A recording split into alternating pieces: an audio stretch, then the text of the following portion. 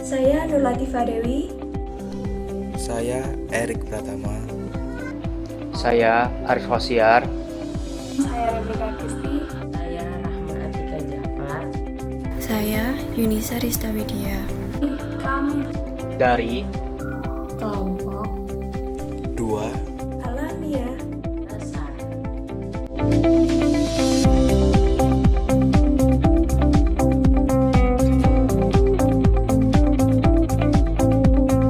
kesempatan kali ini saya ingin menjelaskan tentang pengertian metode ilmiah secara garis besar. Menurut Kamus Besar Bahasa Indonesia, metode ilmiah adalah pendekatan atau cara yang dipakai dalam melakukan penelitian terhadap suatu ilmu. Nah, menurut Sudarminta, metode ilmiah ini dia adalah produser atau langkah-langkah sistematis yang perlu diambil guna memperoleh pengetahuan yang didasarkan atau persepsi indrawi dan melibatkan uji hipotesis secara teori dan terkendali. Ada beberapa tahapan metode ilmiah. Yang pertama adalah merumuskan masalah. Masalah apa yang ingin kita bahas dengan cara melakukan penelitian ini, metode penelitian ini, metode ilmiah. Yang kedua adalah mengumpulkan informasi terhadap masalah yang ingin dibahas tersebut. Yang ketiga adalah menyusun hipotesis atas masalah yang sedang kita hadapi. Yang keempat adalah melakukan percobaan. Dan yang kelima adalah menganalisis data. Setelah dikumpulkan informasi, melakukan percobaan, dikumpulkanlah data. Dan yang terakhir, mengambil kesimpulan atas penelitian yang sudah kita lakukan tadi. Nah, terus mengaplikasikan metode ilmiah sebagai alat untuk memahami Al-Quran yang akan dijelaskan oleh teman saya. Dan hadis ataupun kamus bahasa Arab. Kemudian kekurangan yang ketiga yaitu kebenarannya hanya bersifat sementara.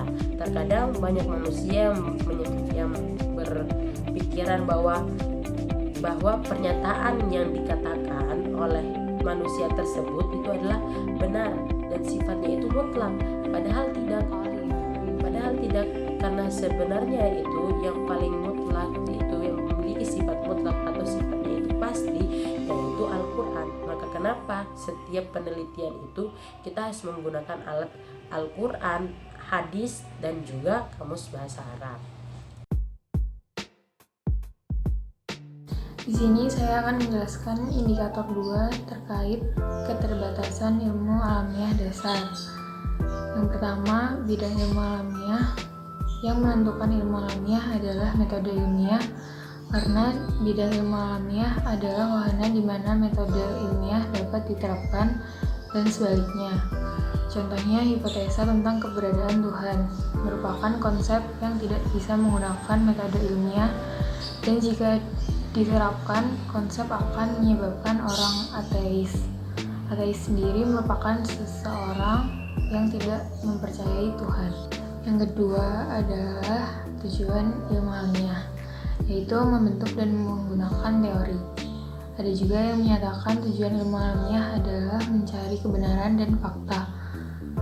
Untuk membentuk dan menggunakan teori ilmu alamiah hanya dapat mengemukakan bukti kebenaran.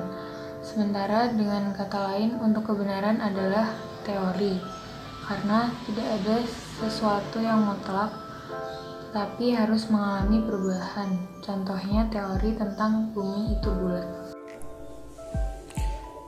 3. Ilmu alamiah dan nilai. Metode ilmiah tidak dapat memberikan nilai atau moral terhadap suatu keputusan. Manusia pemakai alamiah lah yang menilai apakah hasil ilmu alamiah itu baik atau sebaliknya.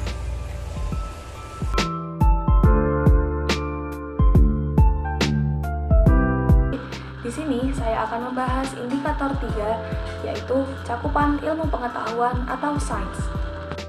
Berdasarkan beberapa argumentasi, ilmu pengetahuan atau sains dibagi menjadi 3. Yang pertama, ilmu pengetahuan sosial atau IPS yang membahas hubungan antar manusia sebagai makhluk sosial dan dibagi menjadi psikologi, antropologi, dan sosiologi, dan lain sebagainya. Yang kedua, ilmu pengetahuan alam atau ilmu alamiah yang membahas tentang alam semesta dan semua isinya yang terbagi atas kimia, fisika, dan biologi. Ketiga, ilmu pengetahuan bumi dan antariksa yang membahas tentang bumi sebagai anggota tata surya dan luang angkasa dengan benda angkasa lainnya yang meliputi geologi, astronomi, dan geografi. Pengetahuan pada dasarnya merupakan satu unit. Pemisahan dan pembagian yang terjadi membuat ilmu pengetahuan berkembang dan membuat beberapa cabang ilmu pengetahuan lainnya. Maka, dari cabang ilmu pengetahuan tadi dapat bertemu kembali. Misalnya, dalam mempelajari biologi, kita memerlukan dasar yang kuat dari fisika dan kimia. Sekian dari saya, terima kasih. Ini saya akan menjelaskan tentang indikator 3. Ilmu pengetahuan yang dikenal dengan istilah scientific knowledge yang merupakan sinonim dari sains. Ilmu pengetahuan bisa diartikan dengan ilmu yang bersifat pengetahuan, di mana terma pengetahuan berperan sebagai pembeda diferentia suatu bentuk khusus ilmu dengan bentuk khusus ilmu lainnya.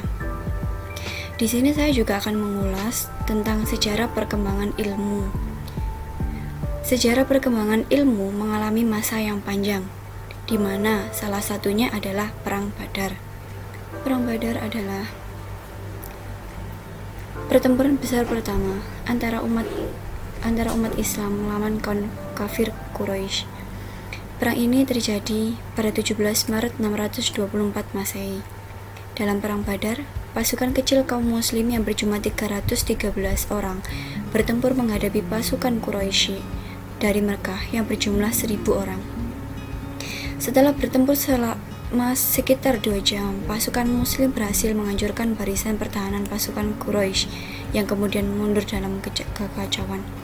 Di sini, kaum muslim berhasil memenangkan Perang Badar dan diajukan syarat, yaitu pembebasan bagi mereka yang tertawan dengan keharusan mengajarkan baca tulis kepada kaum muslim.